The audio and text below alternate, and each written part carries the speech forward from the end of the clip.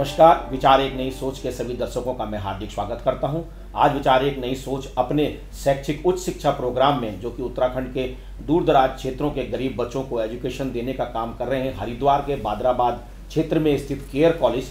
आज हम पहुंचे हैं केयर कॉलेज और हमारी यहाँ के managing director Shri R K. Sharma ji से बातचीत होगी, जिसके बारे में हम ये जानना चाहेंगे कि केयर कॉलेज को लेकर के उनकी आगे क्या क्या भविष्य में इनकी प्राथमिकताएं हैं। तो मैं अब ज़्यादा समय न लेते हुए सीधा चलता हूं। श्री आर.के. शर्मा जी जो मैनेजिंग डायरेक्टर हैं आप केयर कॉलेज के, तो आपका स्वागत है सर। सर, मैं ये जानना चाहता हूं कि केयर कॉलेज जो आपने ये नाम रखा है, इसका पूरा नाम क्या है? क्या इसके पीछे आपका वो मंशा रही है कि इसको केयर कॉलेज रखना है? इसका नाम पूरा चिन्मय एडवांस रिसर्च एजुकेशन है। शॉर्ट में चिन्मय का C, एडवांस का A, रिसर्च का R और एजुकेशन का E। इस तरह से केयर है। केयर पर्टिकुलरली एक पहाड़ से आने वाले, दुर्गम क्षेत्र से आने वाले बच्चों की एक ऐसी केयर जिसमें बच्चे स्वावलंबी बने, अपने पैरों पर खड़े हों और समाज में अपना योगदान पूरी तरह से दें। इसको दृष्टिगत रखते हुए इसका नाम केयर रखा गया। अच्छा, जिस तरीके से मैंने आपकी बैकग्राउंड की तरफ तलाशा है, आपके बैकग्राउंड के बारे में मुझे पता लगा है कि आप लोग आज से करीब 10-12 साल पहले बहुत अच्छा अर्न कर रहे थे। दोनों, आपकी वाइफ भी साथ में डायरेक्टर हैं और बहुत अच्छी एजुकेटेड, उस ज़माने के बहुत अच्छी उन्होंने एजुकेशन पाई है। तो उसके बाद भी कॉलेज को चलाने का, इतनी बड़ी सिरदर्दी लेने का, क्योंकि कॉलेज चलाना मुझे तो नहीं लगता है कि कोई बहुत आसान काम है, तो क्या विचार आया आपके मन में, क्यों आपने इसको शुरू किया? देखिए, भारतवर्ष के अंदर शिक्षा हमेशा से, शिक्षा भी और स्वास्थ्य भी एक ऐसा विषय रहा जो धन अर्जन का साधन नहीं रहा, अर्थ अर्जन का साधन नहीं रहा, मानवीय मात्र की सेवा भाव से इसको किया गया। उसी को देखते हुए हमारा भी भाव रहा कि आज संसार भर में जिस तरह से पढ़े लिखे बच्चों की आवश्यकता है, स्किल्ड लोगों की आवश्यकता है, हुनरमंद लोगों की आवश्यकता है, और हमारा उत्तराखंड पहाड़ के दुर्गम क्षेत्रों के अंदर ऐसे इंस्टीट्यूट, ऐसे कॉलेजेस की कमी महसूस होती है कि वो बच्चा जो पहाड़ पर बहुत मेहनती है, वो माता पिता जो आर्थिक रूप से इतनी मेहनत के बाद भी समृद्ध नहीं हो पा रहे हैं, ऐसा क्या कारण है? तो ये देखा गया कि हमारे साउथ के केरल हो, कर्नाटक हो, तमिलनाडु हो, वहाँ के पास आउट हुए बच्चे पूरे विश्व भर के अंदर, आप मिडिल ईस्ट चले जाइए, आप यूरोप चले जाइए, आप अमेरिका चले जाइए, इवन हम लोग देखते थे कि उत्तर भारत के अंदर भी किसी बड़े हॉस्पिटल में जाएंगे तो वहाँ से केरल से पास आउट हुई नर्स मिलेगी आपको। तो हमें लगा कि ये शायद हमारे क्षेत्र के लिए कुछ अच्छा बात नहीं है। हमारे यहाँ का ही बच्चा क्यों ना स्किल्ड बने, क्यों ना वो भी अपने पैरों पर खड़ा हो, क्यों ना वो भी समाज के अंदर अपना योगदान दे और आर्थिक रूप से भी समृद्ध हो और सामाजिक रूप से भी उनका कंट्रीब्यूशन बढ़े। इसी को देखते हुए एक स्टार्ट किया गया, कोशिश की गई केयर कॉलेज ऑफ नर्सिंग के नाम से, जिसमें आज के समय में पैरामेडिकल कोर्सेज़ हैं, 6 अलग अलग तरह के फार्मा के कोर्सेज़ हैं, और नर्सिंग में चाहे ANM हो, GNM हो, BSc नर्सिंग हो, पोस्ट बेसिक BSc नर्सिंग हो, MSc नर्सिंग हो, इसको कम्प्लीटली लाया गया। इसका उद्देश्य समाज के उस आखिरी पायदान पे खड़े बच्चे को आर्थिक रूप से स्वावलंबी बनाना, अपने पैरों पर खड़ा होना सिखाना और समाज में हर तरह से अपना योगदान देना सुनिश्चित करने के लिए कार्य किया गया। अच्छा, आपके यहाँ पर जिस तरह से कोर्सेज आपने बताया, पैरामेडिकल कोर्सेज चला रहे हैं और कई अन्य कोर्सेज, आप नर्सिंग कॉलेज कोर्सेज चला रहे हैं, तो प्लेसमेंट में कुछ अच्छे संस्थानों में बच्चे आपके गए हो, तो उन 2-4 संस्थानों का नाम बताएंगे? देखिए, बिल्कुल, मैं आपको बताऊं कि नर्सिंग अभी पूरे विश्व भर में, देखिए 2020 से पहले, कोविड से पहले स्थिति थी कि संसार भर के अंदर, चाहे हम जापान की बात करें कि वहाँ पर 80% से ज़्यादा जो आबादी है वो 60% से 60 साल की एज से ज़्यादा की है। इसी तरह से यूरोप और अमेरिका से लेकर के ऑस्ट्रेलिया और कनाडा तक पूरा विश्व, कहीं अगर रॉ वर्ड्स में कहा जाए, स्लैंग लैंग्वेज में कहा जाए, तो बूढ़ा हुआ जाता है। तो संसार भर के अंदर आज सबसे बड़ी युवा आबादी हमारे देश की है। हमारे यहाँ 25 साल से कम उम्र के जो बच्चे हैं उनकी संख्या 40 करोड़ से ज़्यादा है। तो आज हमारे विश्व भर के अंदर नर्सिंग की बहुत ज़बरदस्त डिमांड है। जो पैरामेडिकल कोर्सेज़ हैं, स्वास्थ्य को लेकर के पूरा विश्व चेता भी है और इसकी निरंतर कमी बनी हुई है। आश्चर्यजनक रूप से पूरे संसार भर में पिछले साल का जो डाटा बताता है हमारे वर्ल्ड हेल्थ ऑर्गेनाइजेशन का, WHO का, वो बताता है कि 2 करोड़ नर्सों की कमी है पूरे विश्व में।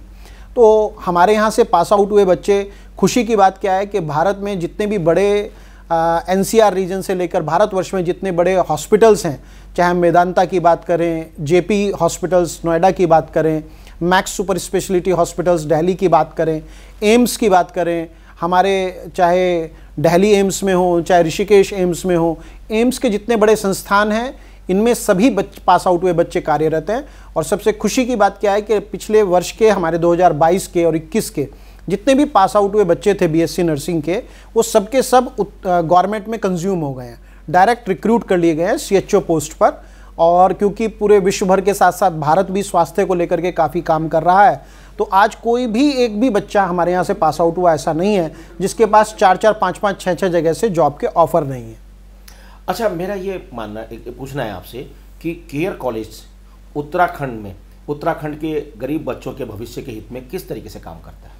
देखिए, जहाँ तक बात आती है केयर कॉलेज की, तो बहुत सारी चीज़ें आती हैं ऐसी हैं कि हमारे पुराण, हमारे शास्त्र ये कहते हैं कि कोई दान का काम करें तो आपका दायां हाथ दान दे तो बाएं हाथ को पता नहीं होना चाहिए। लेकिन आज जो विश्व है तो वो ये मानता है कि जो दिखता है वही बिकता है। इसको दूसरे अच्छे सोफिस्टिकेटेड शब्दों में मैं कहूँ तो उन बच्चों तक ये बात पहुँचनी ज़रूरी है जिन्हें आवश्यकता है और जिन्हें वास्तव में इसकी बहुत ज़्यादा ज़रूरत है। इसलिए हम ये आपको बताते हैं कि हमारे यहाँ हम लोग कम से कम 5% सीटें जो हैं ऐसे बच्चों के लिए आरक्षित रखते हैं जो बच्चे आर्थिक रूप से समृद्ध तो हैं नहीं और पढ़ने में अच्छे हैं और समाज में कुछ कर दिखाना चाहते हैं। तो केयर कॉलेज अपने स्तर से कोशिश करता है, अलग अलग स्कॉलरशिप स्कीम्स चलाता है, बच्चों के एंट्रेंस एग्ज़ाम कराता है और उसके माध्यम से हम उन बच्चों को जो पढ़ने में तो रुचि रखते हैं लेकिन घर माता पिता या आर्थिक रूप से उतने समृद्ध नहीं है कि वो अच्छी फ़ीस दे पाएँ, तो हम उनको अपनी तरफ से स्पॉन्सर करते हैं और उनकी पढ़ाई में ही सहायता नहीं करते। उनको जब तक उनकी नौकरी नहीं लग जाती तब तक उन बच्चों का साथ नहीं छोड़ते, इवन उसके बाद भी वो बच्चे हमेशा साथ जुड़े रहते हैं। तो केयर कॉलेज इसमें अपनी तरफ से भरपूर कंट्रीब्यूट करता है। अच्छा, जिस तरह से आप ये नेशनल इंटरनेशनल कॉलेज में जो सेमिनार कराते रहते हैं, अभी 2-3 दिन पहले आपने एक सेमिनार कराया है, तो इस सेमिनार को कराने से बच्चों के मनोबल पे कुछ फ़र्क पड़ता है या कुछ उनको सीखने को मिलता है या कुछ फ़ायदा होता है? देखिए, आज जो समय है वो टेक्नोलॉजी का है, आज आईटी का युग है, आज कंप्यूटर साइंस का युग है। आज टेक्नोलॉजी बहुत तेज़ी के साथ आगे बढ़ जाती है। जो मोबाइल अब से 10 साल पहले हमारे लिए बहुत बड़ी आवश्यकता होता था, आज का वो मोबाइल उसके सामने एग्जिस्ट नहीं करता है। तो उसमें बहुत सारे नए फीचर्स आ जाते हैं, बहुत सारी नई चीज़ें कंट्रीब्यूट हो जाती हैं। बिल्कुल इसी तरह से सामान्य भाषा में कहें तो स्वास्थ्य के क्षेत्र में भी बाकी जगहों पर भी एडवांसमेंट आता रहता है। रोज़ नई मशीन्स इंट्रोड्यूस होती हैं, रोज़ नए इक्विपमेंट्स आते हैं। तो उनके लिए बच्चों को, क्योंकि जो पास हो रहे हैं, पढ़ रहे हैं, संसार के साथ कदम ताल मिलाकर चल सकें, संसार की जो लेटेस्ट टेक्नोलॉजीज़ हैं उनके साथ वो भी बच्चे अपने आप को एडवांसमेंट महसूस कर सकें, लगातार कॉलेज के अंदर सेमिनार्स, वर्कशॉप्स आयोजित की जाती हैं जिसमें इंटरनेशनल लेवल के जो पर्सन्स हैं, स्कॉलर्स हैं, वो कंट्रीब्यूट करते हैं। और यहाँ आने के बाद वो उन्हें बच्चों को लेटेस्ट टेक्नोलॉजी के विषय में, टेक्निक्स के विषय में, या जो भी WHO की गाइडलाइंस के अकॉर्डिंगली उनका बिहेवियर होना चाहिए, काम करने के मॉडस ऑपरेंडी होनी चाहिए, किस तरह से हॉस्पिटल्स में काम करें, किस तरह से वो बेटर सेवा दे पाएंगे हेल्थ के सेक्टर के अंदर, इसकी ट्रेनिंग दी जाती रहती है। तो ये सेमिनार्स और वर्कशॉप निश्चित रूप से बच्चों की क्वालिटी में बहुत ज़्यादा एनहांसमेंट लाते हैं, बहुत ज़्यादा कंट्रीब्यूट कराते हैं। अच्छा, केयर कॉलेज की भविष्य की प्राथमिकताएं क्या क्या है? देखिए, हमारा उद्देश्य ये है कि एक वो बच्ची, वो एक बालिका जो पहाड़ पर किसी 20-22 साल जो उसका घर किसी सड़क से दूर था, अपने पैरों पर ही खड़ी ना हो, वो स्वावलंबी ही ना बने, वो स्वाभिमान और अभिमान के साथ अपने परिवार की आर्थिक रीढ़ बन पाए, वो जीवन में एक याचना वाले भाव की जगह देने वाले भाव के साथ जीवन में, समाज में कंट्रीब्यूट करे।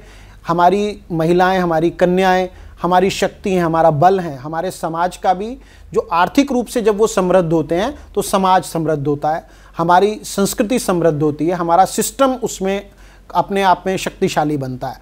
तो 50% कंट्रीब्यूशन महिला और बालिकाओं का रहता है।